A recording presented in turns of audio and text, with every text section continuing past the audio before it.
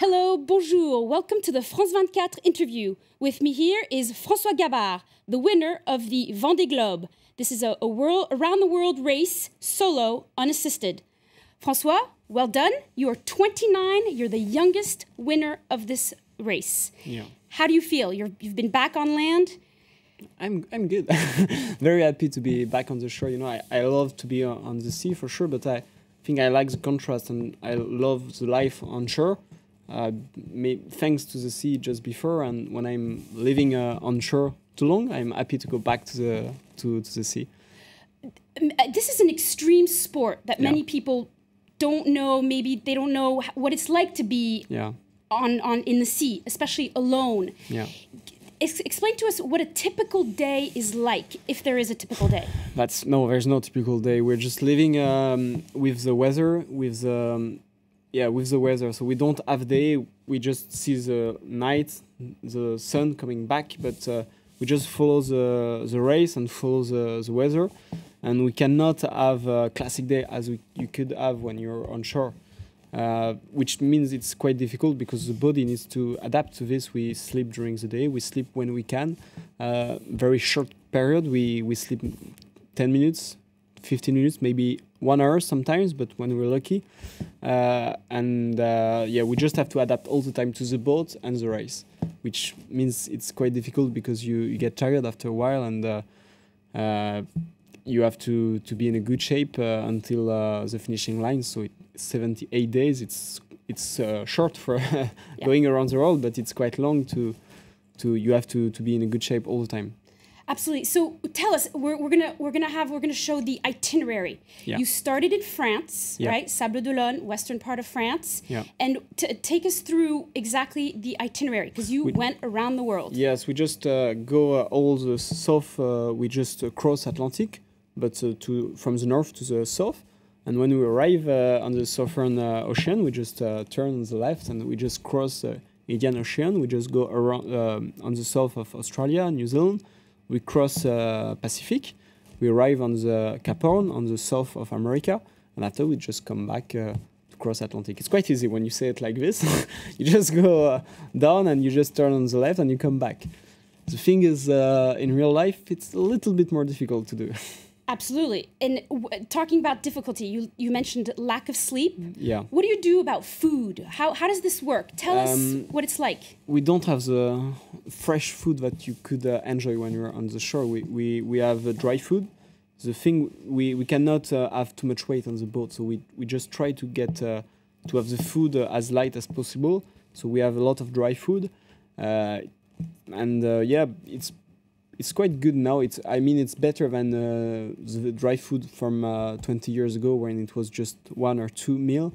Now we have a lot of different suppliers and we have a lot of different meals, so it's better. But it's still, I'm happy to be back on the shore because also to enjoy a little bit of the good French food. Vive la France. Yes. So you spent Christmas, the New Year alone on your boat. Did some of your competitors had champagne? What was your special moment? I really didn't do anything on Christmas and on New Year because you're in the race, you're in a competition, and when you're around the 25th of December and 1st of January, you're just exactly in the Southern Ocean on the worst part of the race where you have big storm, big waves. It's very difficult. And if you look at all the history of the Vendee Globe, there's a lot of technical failure during this time, and I really want to focus on the race and not to lose the focus I could have on the boat, because you have to understand that this race is an elimination race. You win the race if you build it during 80 days, but you can just have a fail just in a few seconds. If you just lose the focus on the boat for a few seconds, you could have something get wrong and you have to stop.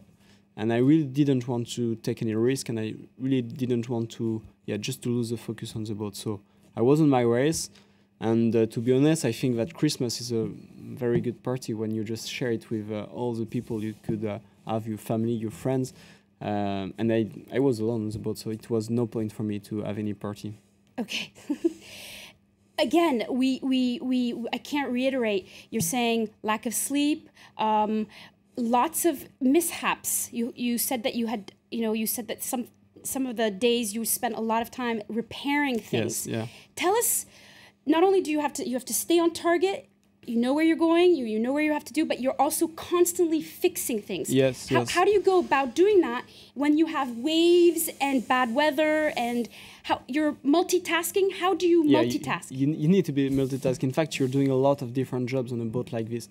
You need to be good in weather to find your way. You need to be good in going fast with the boat, but you also need to be good in carbons, composites. You need to be good in electronics. You need to be You just touch a lot of different work. You also need to be good in communication because you have to share it with your sponsor and with everyone.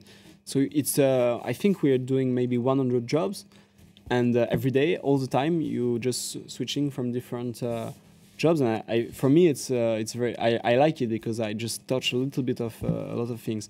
And you're not good as good as a specialist in every jobs, but you just try to be as best as you can, and to not have any part when you're really bad. Because if you're really bad in a part, you cannot fix something, and you just have to stop. That's and it's difficult because of course when you have something wrong on the boat, when you're with a crew, you can have time to fix it. You have more than two hands, and when you're on the shore, it's calm, so you can fix things. We are always in a race, so the boat is always going fast. It's moving all the time, and something very easy to do on shore could be very difficult to do alone on a boat. Describe the noise. Is when you're out there, is it loud? Or what are we hearing? Very loud. The boat is moving all the time, and is just with the waves, they just go on the boat. It's like big mess on the boat. But at the same time, you need to listen to this because you get a lot of information with the noise. If something is wrong on the boat, if you listen carefully to this, you will just understand this. And there is noise, but you have to listen to this noise. And after a while, you're used to this, and it was okay. For me, it was okay. The most difficult thing for me was the movement of the boat all the time. You always have to try to get in balance, and even when you're sleeping, you're just moving all the time, and the body gets tired because of this. Yes, that's exactly right. And I mean, we tend to forget this, but tell us, when you returned, there was lots of media attention. Yeah. How long did it take you to reacclimate yourself to being on land after 78 days at sea? I think it's not finished now. I just arrived 10 days ago, but I'm still a little bit in a transition because it was it's a big part of. I think in your life, it's the 78 days was the day I was more alone, and the last 10 days were the days where I just see the most people, a lot of people in the last 10 days. So it's a very brutal transition. But at the same time, it's a good transition. When I was on the boat, I was waiting for this because I was happy to share all the things I just lived with all the people who were following me during all the race. So it's a good transition, and people are very happy to see you. They are just they respect what you did. So it's very nice. It's just a little bit strange because you're not used to do something like this. So would you say you came back a changed man? Yeah, I think I do. I think you always learn things every day, even if when you're on the shore.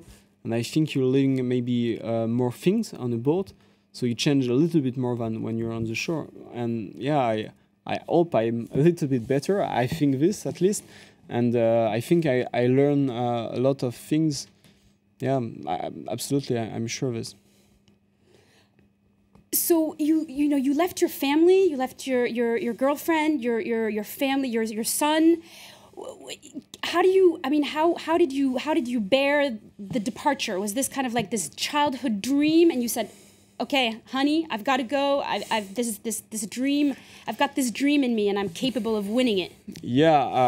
I have this dream for a long time, for sure, and it's not easy, for sure. I would like to stay with my family all the time, but and here she is in the pictures. Yes, You're greeting her, giving her a big hug. But you have to choose. You cannot have everything. You cannot sail on a boat and go around the world, as I dreamed for a lot of years, and be at home, sleeping in your calm bed with your wife and being with your wonderful son every day. You cannot have everything. And the good thing is when you're living this and when you see them again, it's wonderful. So it's something. I think I'm lucky to be able to live a moment like this one. Magical, absolutely magical. Now, one thing on a more serious note, you said that there are lots of cargo ships, lots of other boats, fishermen, and some of your competitors ran into unidentified objects. Yeah. Would you say the ocean is polluted? Yeah, it is for sure. It is. You don't have to be a sailor to see it. It's if you go to the beach, all the beaches in Europe are just dirty, and it's coming from the sea.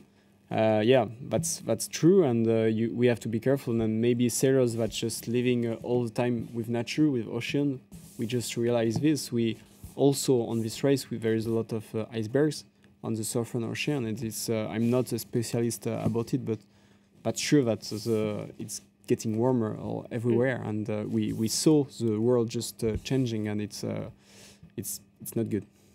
François Gabart, thank you very much for joining us. Stay tuned to France 24.